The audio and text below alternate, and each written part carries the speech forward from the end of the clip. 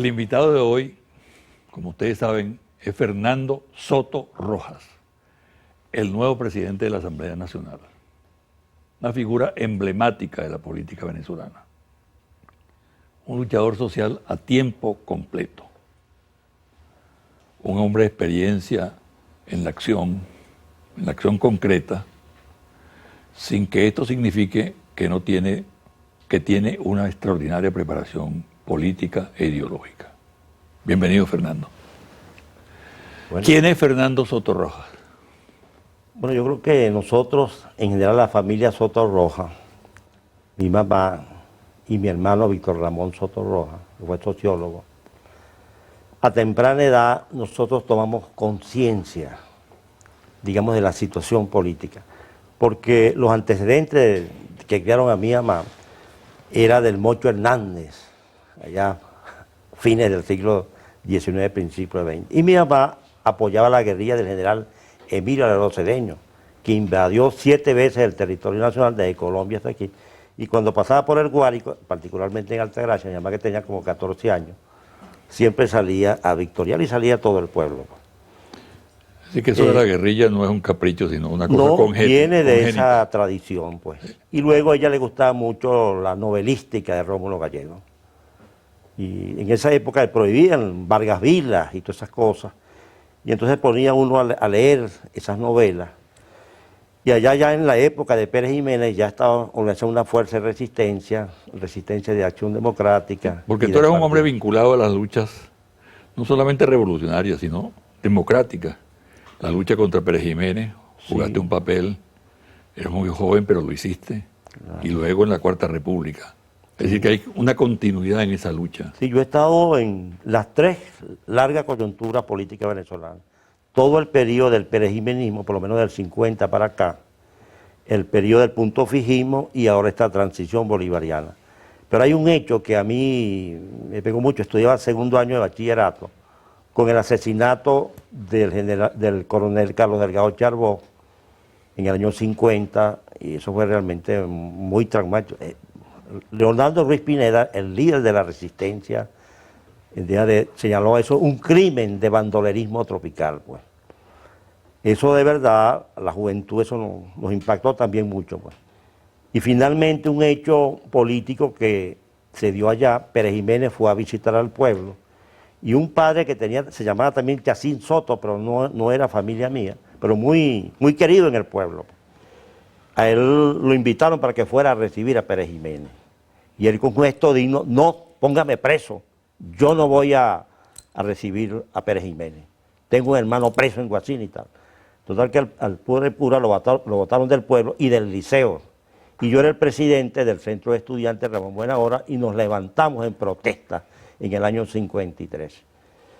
Pasé a la clandestinidad, pero varias gente allá que era importante que me entregaron. Total que fueron una comisión de país y me entregaron. Me tuvieron 8 días preso y me expulsaron del estado Guárico con la instrucción de que no podía estudiar en ningún liceo oficial. Entonces, bueno, me fui a Caracas, llegué a Catia, para allá por la calle Sol de Madrid, y por allí me conseguí a Chela Vargas en el Liceo Independencia, y así terminé yo mi bachillerato, con un profesor de Ojeda que logró meterme en un liceo privado, y así terminé yo mi bachillerato.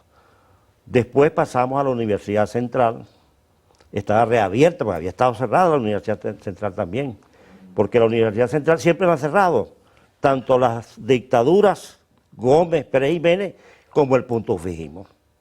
O sea, ha sido una constante en las 2 formas que nos ha dominado el capitalismo venezolano, la dictadura militar clásica y el régimen representativo burgués liberal. Siempre la universidad te la han allanado. Bueno, estaba reaperturando la universidad y entramos a estudiar economía. Y allí me articulé a la situación de la resistencia y como consecuencia eso después avanzó. Pero ya en el año 56, un atentado contra Marcos Pérez Jiménez en la avenida Urdaneta. Y yo de verdad no estaba comprometido, pero nosotros luchábamos contra ese tipo de atentados y cosas de eso. La alta dirección sí era muy golpista y nos oponíamos a esa situación. Hablas de Acción Democrática. De Acción Democrática. Correcto. Entonces, llegando yo al reloj de la universidad, me estaba esperando Romulito Enrique, Mi seudónimo era Euskatie. Euskatie, te están buscando vivo o muerto, tienes que desaparecer. Bueno, me fui para la clandestinidad. Por cierto, que agarraron un militar de apellido Sotorroja y fue a parar a Guasina. Lo conocí después que cayó Pérez Jiménez.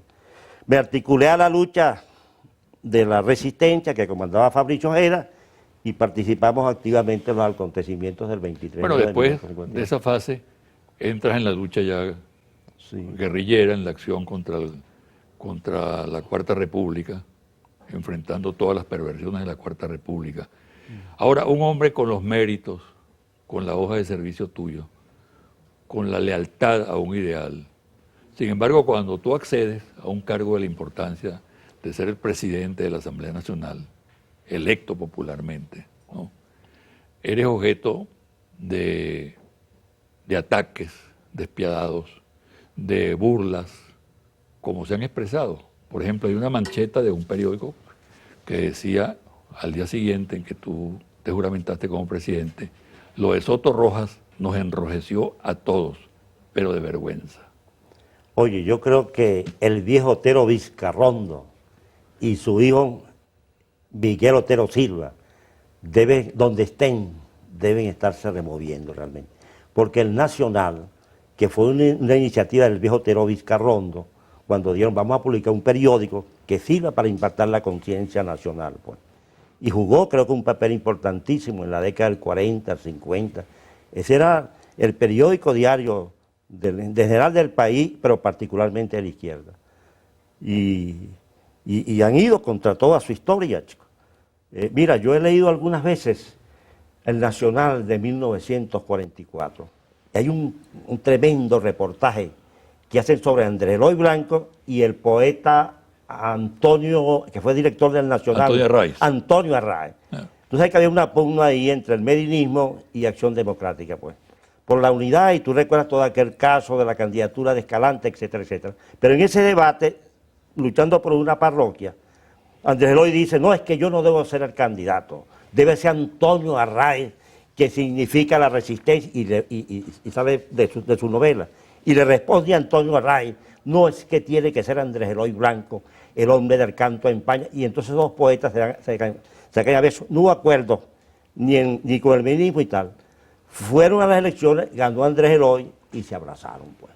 Yo aspiro que algún día nuestro país nos podamos enfrentar fraternalmente. Por eso ahora, con esta Asamblea Nacional, pese a que están perseguidores y perseguidos de ayer, en la Venezuela de ayer, pero creo que en la Venezuela bolivariana perfectamente podemos coexistir todos los venezolanos y venezolanas. Y ese es mi llamamiento, chicos, bueno, porque vinimos de esa situación. Eso me remite a una pregunta, que te la quiero hacer porque tiene mucha pertinencia en base a lo que estás diciendo, ¿no? Que tú no eres un hombre, tú eres un hombre de lucha, de combate. Pero no de odio. Exacto, no de odios. Es el caso de tu hermano Víctor, sociólogo, desaparecido hace 44 años, en julio de 1964, ¿no? De acuerdo con la versión, él fue detenido en una alcabala a la entrada de Altagracia de Orituco, ¿no? Sí. Y fue torturado salvajemente y luego lanzado desde un helicóptero. Por cierto que un cínico de estos presentadores de programa dijo recientemente que quizá había sido producto, ese hecho, del bamboleo del helicóptero en el cual el prisionero cayó al abismo, ¿no?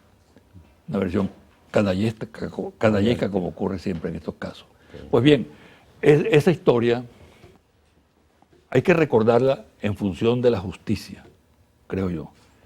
Y un hombre como tú que buscó a tu hermano, buscaste a tu hermano, tu madre que murió a los 102 años, Rosa, que pasó, bueno, buena parte de su vida buscando también a Víctor, al hijo desaparecido, nos lleva a una situación verdaderamente terrible que se vivió durante la Cuarta República, la época de los desaparecidos, una de las figuras de la represión más siniestra del mundo, y que comenzó en América Latina, desgraciadamente aquí en Venezuela, durante el gobierno de Raúl Leónio.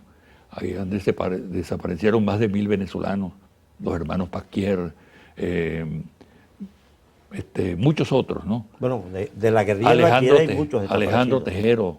Sí. Yo acompañé a la vieja Pasquier buscando a sus hijos, acompañé a María Teresa Tejero buscando a su hijo y sé el drama que vivió esa gente. ¿Cómo lo vieron ustedes en la familia? Mira, es que el problema del desaparecido es un drama que nunca se cierra, pues. Porque, bueno, a ti te matan, tú agarras el cadáver y ya tú sabes que estás muerto, pues. Si es cristiano, le das cristiana sepultura, le pones una cruz y le rezas un Padre Nuestro, pues.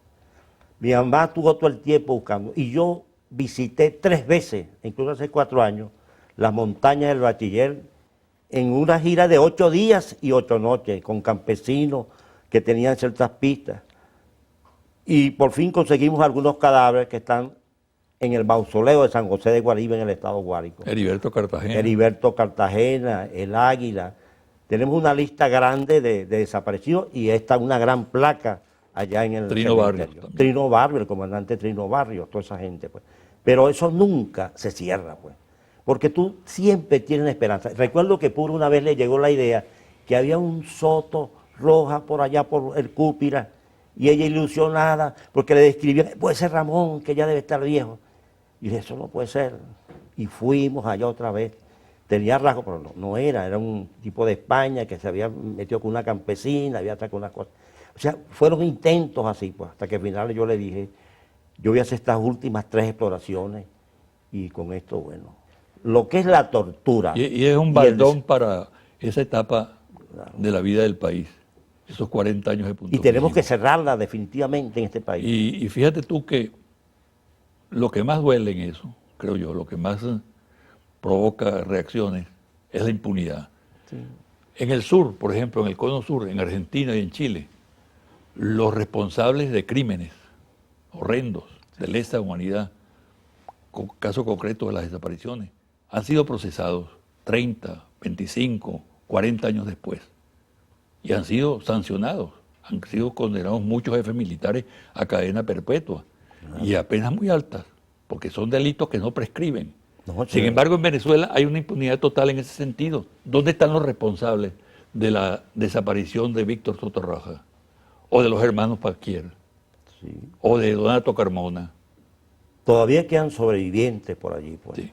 Todavía quedan sobrevivientes. Yo les deseo a ellos que duren 100 años para que vean este proceso, que tendrá sus limitaciones, sus dificultades, porque es que no hay ninguna revolución perfecta. Cuando uno revisa los últimos 300, 400 años, no hay. Pero es un libro extraordinario que siempre te lo he recomendado, no sé si el comandante Charo habrá leído. Los 3 tomos de Isaac Deutscher, periodista polaco. Sobre Trotsky. Sobre Trotsky, el profeta armado, el desarmado. Es una historia realmente dramática de esa situación. O la otra historia de los Estados Unidos, de Howard Zinn. Es otra historia que hay que conocerla bastante bien. Pero fíjate, Fernando, desde luego nosotros no hemos venido aquí a hablar exclusivamente de historia. De historia pasada y de la muerte. Sí, que... de la sordidez, pues, de esa etapa que vivió el país. Y que es cierto que en los gobiernos ha habido siempre una tendencia a la represión, pero hay que establecer diferencias entre las violaciones que puedan ocurrir en una etapa como la que estamos viviendo, que no es política del Estado, con lo que sí fue política del Estado durante los 40 años de punto fijismo. Fernando, peculiaridades de esta nueva asamblea. En ese lenguaje que tú utilizas algunas veces, muy criollo, muy particular, dijiste, esta vaina se pone buena. Sí, porque uno de los problemas que ha tenido en la lucha política venezolana es que siempre hemos caído en una especie de debate subalterno y no hemos dejado guiar por los intrigantes de oficio, pues. Yo creo que nuestras banderas, que es la liberación nacional del socialismo, no tiene nada que temerle. Yo creo absolutamente que el capitalismo, su discurso quedó atrás. Y a nosotros no nos puede pasar, José Vicente, lo que de alguna manera le pasó al movimiento socialista mundial en la década después de la muerte de Lenin. en la época de la muerte de Lenin, se debatía públicamente, y en una situación bastante difícil, terminando la Segunda Guerra Mundial, vino la guerra civil en la Unión Soviética, la Segunda Guerra Mundial, pero en ese periodo de Lenin fundamentalmente, uno recuerda, cuando revisa la historia, debates entre Trotsky y Lenin sobre la paz de Brest-Litov. Sí. Y toda la intelectualidad del mundo se agrupó allí. Pero después yo creo que nos dejamos quitar la bandera de la libertad y nos indicaron una cosa del totalitarismo, pues. Y ese totalitarismo llegó y por ahí se metió el anticomunismo y todos esos fantasmas que nos vienen del pasado, pues. Esos fantasmas no nos van a enredar en esta etapa. Yo, por eso el discurso central mío era tratar desde el punto de vista teórico de desmontar el discurso capitalista, desde sus filósofos y más o menos de los economistas, hasta donde poco conocemos, pues. Y llegar entonces a la realidad, a nuestra historia, y abrir la posibilidad. Porque quienes hemos estado en estas situaciones difíciles, de guerra y de situaciones muy difíciles, oye, tenemos la posibilidad, pues, no hay ninguna, la única posibilidad de verdad, de derrotar al imperialismo yanqui, es unificando a todo nuestro pueblo. Es la unidad programática de todo nuestro pueblo. Y nuestro pueblo son 27 millones de venezolanos. Eso quiere decir ir más allá del chavismo. Mucho más allá del chavismo, pues. Y eso quiere decir también que la Asamblea debe ser un espacio para un debate abierto permanentemente. Es decir, ¿hay dilema guerra o paz? ¿Diálogo o antidiálogo? De nuestra parte es la paz, es el amor y el diálogo, pero sobre la base del respeto. El respeto a la soberanía, el respeto a las opiniones y el respeto a la Constitución de la República Bolivariana de Venezuela. Y además nosotros hemos demostrado, particularmente el comandante Chávez, en 15 procesos electorales, que no es cosa, esa experiencia no se ha visto en ninguna parte del mundo, chicos. Ningún gobierno, como dice Díaz Rangel, ha sido sometido sistemáticamente día y noche por esa dictadura mediática mundial que acosa a nuestro país, pues. Entonces, el pueblo no tiene que reaccionar, chicos. Ahora, esa representación de la oposición actualmente en la Asamblea es en buena medida lo que fue en el pasado. Sí. Hay posibilidad de un reciclaje o una especie de toma de conciencia de que se está en un nuevo escenario. ¿Tú percibes algo en ese sentido? Yo percibo lo que está detrás de ello. Un pueblo todavía confundido, de atraso, de manipulación, etcétera, etcétera, pero va a despertar, más temprano que tarde, si le sabemos llegar. Y eso depende, no de ellos, depende de los bolivarianos. Yo le decía en estos días, en esta reunión, la última, que me invitaron, porque yo no soy miembro, digamos, de la dirección nacional del Partido Socialista. Entonces me invitaron allí y yo le decía que sí, siempre hay que revisar la coyuntura, el pasado, porque las limitaciones y dificultades que hemos tenido el propio movimiento bolivariano en todos los estados, es culpa nuestra, chico. En el caso del sur y a lo más alejado allá, ¿quién llevó a Lolita Anillar de Castro a la gobernadora? Fue la izquierda venezolana. Y los hijos me decían, una vez me dijo uno de ellos, oye, mi mamá, chico, nos dejó aquí en Saltado y se fue por otro lado. Y si tú vas a cualquier parte, aquí mismo en Carabobo, se dividió el movimiento bolivariano allí por cuestiones institucionales, pues. Entonces, en todas partes, esta oposición existe hoy por hoy, por las limitaciones. Por eso tenemos que dar un salto cualitativo en la conciencia de nuestra militancia, pues. Creo que la llegada de esa... O sea, porque esta es una confluencia de fuerzas muy heterogéneas que se incorporan desde 1989 y se articulan en un liderazgo con los acontecimientos del 4 de febrero, que aparece ya el liderazgo claramente definido, pues, y que se ha venido ratificando. Pero yo se lo decía aquí al comandante, el problema es que nos llegó una crisis revolucionaria que produjo a la revolución bolivariana y el liderazgo del comandante Chávez sin haber tenido una dirección estratégica, es decir, un partido revolucionario. No lo pudimos construir desde Pío Tamayo hasta hoy. Ahora nos toca construir ese partido, construir esos instrumentos pero debatiendo. Por eso es a Dios rogando y con el mazo dando. El pueblo legislador, que tú lo has planteado con otros compañeros. No, es una consigna que planteó el partido. El pueblo decía, el pueblo para la asamblea, pueblo legislador. Esto se inscribe dentro de la democracia participativa y protagónica, no la democracia liberal burgués, aquella establecida en el artículo 4 de la Constitución del 61, que decía que la soberanía residía en el pueblo, pero se ejercía a través de los poderes públicos del Estado. No, ahora es desde el pueblo, y la ley habilitante no va a limitar las legítimas funciones de esta Asamblea Nacional, que es producto de los acontecimientos del 26 de septiembre. Ahí está la Asamblea Nacional.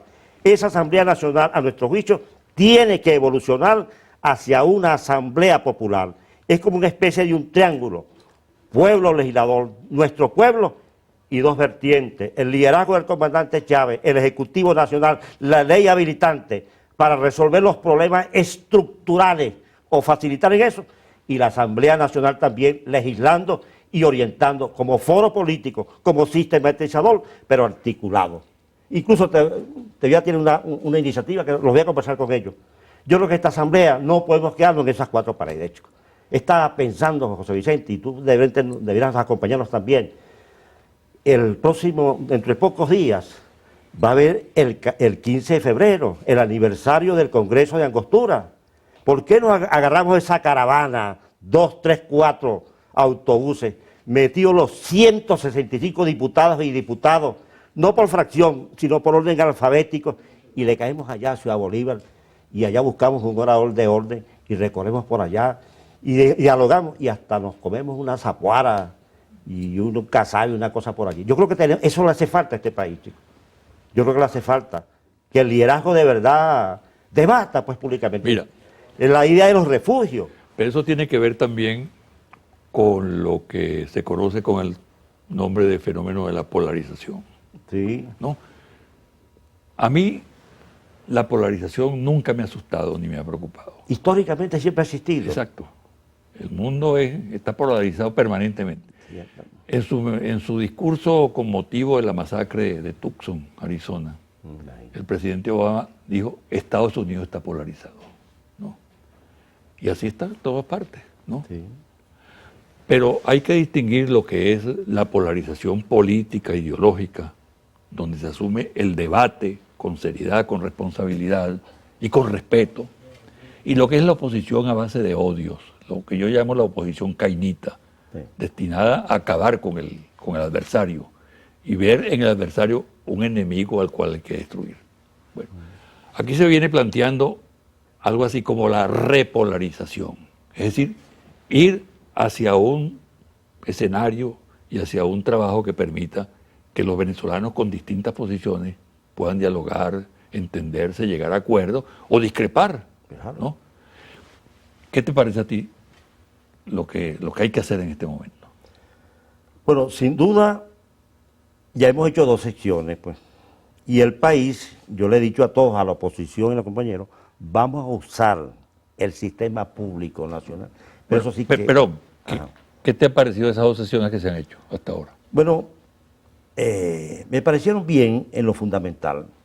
Han habido confrontaciones y hubo cosas allí y tal, pero eso es normal. En todos los parlamentos. Eso es normal en un parlamento. Hasta los suizos fue. Hasta los suizos, sí, y nosotros somos latinos, nosotros tenemos esa paciencia asiática, por ejemplo, pues. Somos Caribe. Donde también hay golpes, te advierto. Sí, Yo he visto escenas en el parlamento japonés donde se entran a golpes. También ¿no? se quería golpes, fíjate tú, pues. Aquí todavía no hemos llegado a eso. Aquí no hemos llegado a esas cosas y yo creo que, mira, el país ha madurado. Más allá de los personajes que están allí, pues, más allá de los personajes, hay un pueblo que está esperando. Aquella frase de Gallego cuando termina Doña Bárbara, que dice, un pueblo que espera. Hoy, nosotros, esta revolución y este pueblo ha levantado 3 palabras que son muy importantes. Hace 2000 años, ese Cristo, el Redentor de la gente que es cristiana, levantó la idea de la fe, de la esperanza y de la caridad. La sociedad de clase y el capitalismo pudo manipular las dos primeras, pero no pudo resolver la tercera. Hoy a 2000 y pico de años de aquel gesto, creo que Venezuela es el centro del movimiento revolucionario mundial. Y de alguna manera este pueblo ha levantado la fe, la esperanza y la solidaridad entre los pueblos. Lo que está ocurriendo en la región no es cualquier cosa. Entendemos que cada experiencia tiene su especificidad, pero sin duda que el motorcito bolivariano con la doctrina bolivariana, o sea, eso está ayudando a este proceso, pues. Y entonces debemos trabajar en fortalecer esos organismos, UNASUR, la Comunidad Nacional de América Latina. O sea, tenemos que ver ese rumbo hacia allá, porque está muriendo todo ese orden institucional y político que se construyó aquí a raíz de la Segunda Guerra Mundial, con el desplome del bloque soviético y la ruptura de la unipolaridad yanqui. Está surgiendo un nuevo orden, porque el otro no nos sirve, Claro. no nos sirve. Para concluir, mira, más allá de las burlas que han hecho sobre el traje que tú usaste el día de la instalación de la Asamblea y de la manera como juramentaste a los parlamentarios, hay una realidad, tú eres el presidente de la Asamblea Nacional. Por lo menos por un año, Bueno, o 11 años y medio, 11 meses y medio. y la gente te respeta, ¿no? ¿No? Ahora, ¿cómo te sientes tú en ese cargo? Porque eso es un salto de garrocha, ¿no? No, primero que yo nunca me busqué esas cosas, pues. Tú lo sabes, y nos conocemos de hace largo tiempo. Yo siempre te he ubicado a ti como un caballero de la política venezolana. Para mí fue un poco sorpresa, pues. Sorpresa porque nunca la busqué, pues. Pero verdad. tuvimos 3 días Es conversando. cierto, tú no buscas cargo. No. Bueno, Ni a nadie le he dado un currículo. Tú buscas Incluso compromiso. cuando veía que ahí en la reunión se barajaba el nombre, yo medio me escondí. Y dieron Soto Roja y tal. Cuando Silvia anunció las cosas y tal, yo todavía me escondí. Esperaba que todo el mundo se levantara, pues. Y cuando se levantó todo el mundo, oye, me salieron lágrimas, chico. Y yo no es que soy duro, todo el mundo llora. A mí me sacó lágrimas Jorge Rodríguez, pues. Pero de verdad que me puse así, pues. Dije, oye, qué alta responsabilidad. Y se lo dije a ellos, se lo dije a Chávez, acepto esto, pero sobre la base de la unidad de los 98. Y agarré los líderes que están allí en esos 98 y le fui dando la mano a cada uno. Y a algunos le agarré hasta la mujer. Porque las cosas hay que asegurar. Algunas veces las mujeres mandan más que nosotros. Siempre. Recuerdo un compañero, que no va a salir el nombre por aquí, te lo diré después, lo apreté así, cuento contigo, cuento. Y después vi a su mujer, y también, pues, porque son los 98. Y más allá, el partido. Y más allá es el polo, y más allá es el pueblo. Entonces ahí que nos vamos a ver. Bueno, muchas gracias. Mucha suerte. Sé que vas a tener éxito. Gracias.